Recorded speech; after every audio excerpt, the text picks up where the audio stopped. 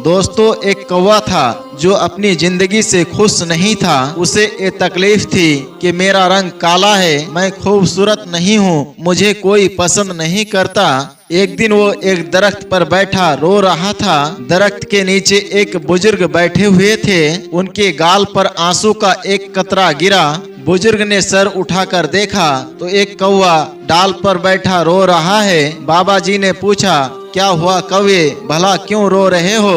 तुम्हें किस बात का दुख है? तो कौवे ने कहा, मैं रोऊं नहीं तो और क्या करूं? मेरी भी कोई जिंदगी है, मेरा रंग काला है। जिसके भी घर पर बैठूं, काई काई करूं तो लोग उड़ा देते हैं। मेरी आवाज कितनी बुरी है, कोई भी मुझसे प्यार नहीं करता, कोई हमें पालता भी नहीं, और ये सारा कुछ इसी रंग की वजह से है। इस तरह जीने से तो बेहतर है कि मैं मर जाऊं। बाबा जी ने कौवे को समझाने की कोशिश की कि हमें हर हाल में खुश रहना चाहिए, लेकिन बुजुर्ग की नसीहत का कौवे पर कोई असर ना हुआ। उसका रोना धोना बंद ना हुआ। तो बुजुर्ग ने कहा, अच्छा अब रोना बंद करो और मुझे बताओ तुम क्या बनना चाहते हो? अगर जिंदगी में तुम्हें दोबारा मौका मिले तो तुम क्या बनना पसंद करोगे? किसकी जिंदगी तुम्हें अच्छे लगते हैं, मुझे बताओ।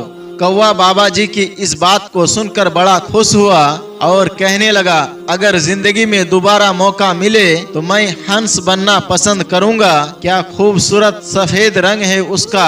बुजुर्ग ने कहा, लेकिन मेरी एक शर्त है, तुम पहले जाकर एक बार हंस से मिलकर आओ और उससे पूछो क्या वो अपनी जिंदगी से खुश है। कौवे ने कहा, भला एक कौन सी बात है, वो हंस खुश क्यों नहीं होगा? इसके बाद कौवा भागा भागा खुशी खुशी हंस के पास गया। हंस एक तालाब में तैर रहा था।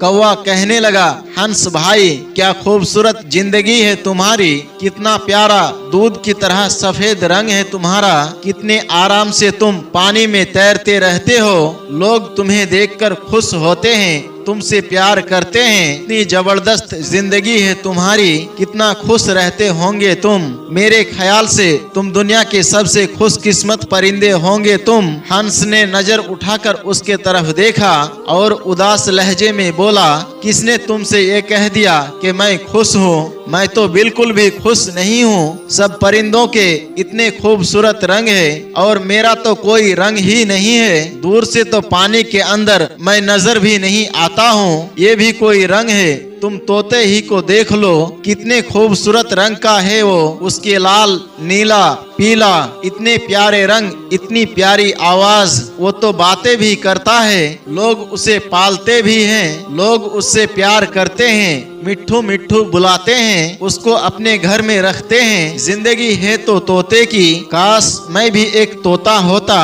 कौवा अब हैरान रह गया और कहने लगा, क्या तुम अपनी जिंदगी से खुश नहीं हो? हंस बोला, हरगिज नहीं, इसमें भला खुशी की क्या बात है, मुझे तो तोता अच्छा लगता है। अब कौवा वहाँ से उड़ा और तोते की तलाश में निकल पड़ा। कितनी ही देर तक वो तोते को ढूंढता रहा, लेकिन कोई भी तोता उसे नजर नहीं आ रहा था। तोते का रंग भी सब्ज था और पेड़ के पत्तों का रंग भी सब्ज, तो भला वो नजर कैसे आता? 3-4 जंगलों के चक्कर लगाए कौवा, फिर जाकर उसे कहीं एक तोता मिला।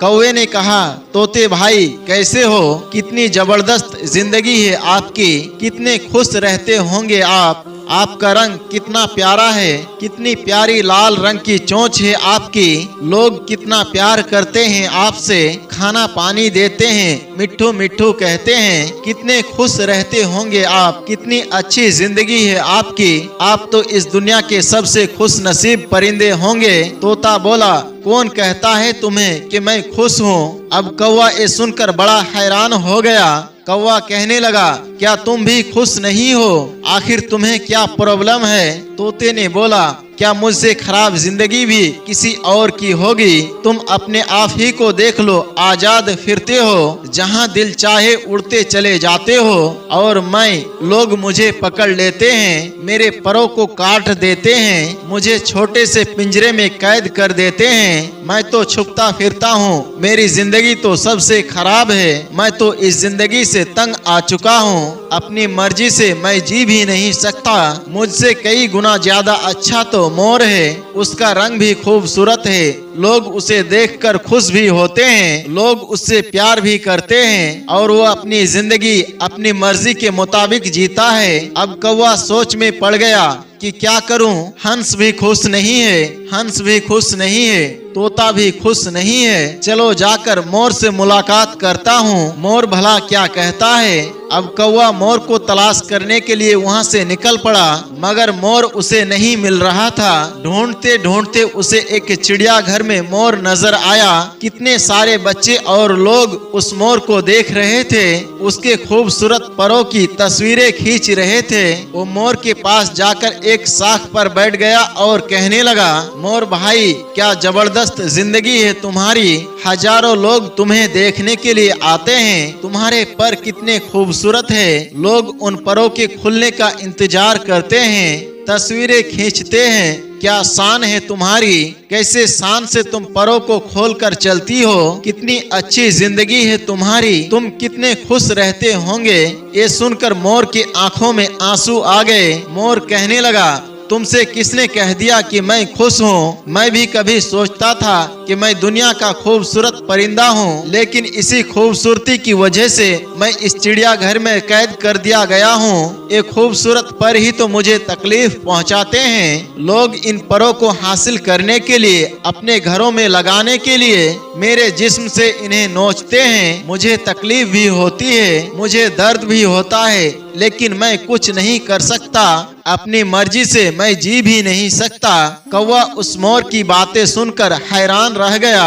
कौवे ने मोर से पूछा, तुम भला क्या चाहते हो? अगर तुम्हें जिंदगी में दोबारा मौका मिले तो तुम कौन सा परिंदा बनना चाहते हो? तो मोर कहने लगा, मैंने पूरे जू को देखा है, सब जानवरों से मिलता हूँ, सब परिंदों से मिल चुका हूँ, सारे ही जानवर, सारे ही परिंदे यहाँ पर मौजूद है, लेकिन सिर्फ एक परिंदा है जिसको कैद नहीं किया गया, जो अब भी आजाद है, अपनी मर्जी की जिंदगी गुजारता है, मैं वो बनना चाहता हूँ। कौवे ने पूछा, वो परिंदा कौन सा है? तो मोर ने कहा, वो परिंदा कौवा है, वो तुम हो। ना तो कोई तुम्हें पकड़ता है, ना कोई तुम्हें मारता है, ना कोई तुम्हें कैद में डालता है, जहाँ तुम्हारा दिल चाहे उड़ते हो, जो तुम्हारा दिल चाहे वो खाते हो। तुमसे अच्छी जिंदगी भला किसकी हो सकती है? कौवे की तो हैरत की इंतहा ना रही, ऐसा तो उसने कभी सोचा भी नहीं था। वो कौवा वहाँ से उड़ा और सीधे बाबा जी के पास आ पहुँचा। बाबा जी ने पूछा, हाँ भाई कौवे, तुमने क्या फैसला किया? कौवे की आंखों में आंसू आ गए। उस कौवे ने कहा, मैं कौवा ही ठीक हूँ, मैं कौवा ही रहना चाहता हूँ। ये कहकर वो कौवा वहाँ से उड़कर चला गया। लेकिन आज उस कौवे की उड़ान ही कुछ और थी। वो अपने कौवा होने पर बड़ा खुश था, बड़ा मुतमईन था और अब वो कौवा ही रहना चाहता था। दोस्तों, हमारी जिंदगी में भी हमारी दुखी होने की एक वजह ये भी होती है, हम हर वक्त हर चीज में अपने आप को दूसरों से कंपेयर करते रहते हैं और अपने आप को हम कमतर समझकर दुखी होते रहते हैं। हमें दूसरों की जिंदगियां ही अच्छी लगती है, क्योंकि हम दूसरों की जिंदगी में वो देखते हैं जो हमारे पास नहीं है, लेकिन जो नियामतें, जो खूबियां हमें मिली होती है वो हमें नजर नहीं आते हैं। तो दोस्तों, आप जो भी है, जिस भी हाल में है, अपने आप को किसी से कंपेयर ना करें। जिंदगी में हर रोज कुछ नया सीखे, कुछ नया सोचे। प्यारे दोस्तों, अल्लाह ताला का शुक्र बहुत बड़ी नियामत है। हर हाल में हमें और आपको अल्लाह ताला का शुक्र अदा करते रहना चाहिए। दोस्तों, उम्मीद करते हैं कि आज की हमारी वीडियो आपको जरूर पसंद आई होगी। आज की इस वीडियो से आपने क्या पैगाम हासिल किया, कमेंट बॉक्स में जाकर जरूर कमेंट करें। आप हमारे इस वीडियो को लाइक भी करें और अपने दोस्त अहबाब के साथ शेयर करना ना भूलें, ताकि आपके दोस्त अहबाब भी इस वीडियो को देखने के बाद सबक हासिल कर सके कि अल्लाह ताला ने हमें जिस हाल में रखा है, अल्लाह ने हमें जो नियामतें अता की है, हर वक्त हम अल्लाह के नियामतों का शुक्र अदा करते रहे। हम अपने आप को कभी भी दूसरों से कंपेयर ना करें, ताकि हम अपने आप को तकलीफों से बचा सके। अल्लाह हमें आपको सबको ऐसी कहानियों से सबक हासिल करने की तौफीक अता करे। आमीन या रब्बल आलमीन। दोस्तों, आज की वीडियो में बस इतना ही। इंशाअल्लाह बहुत जल्द एक और नई दिलचस्प वीडियो के साथ आपके खिदमत में हाजिर होंगे। तब तक के लिए हमें इजाज़त दे। अस्सलामु अलैकुम व रहमतुल्लाह।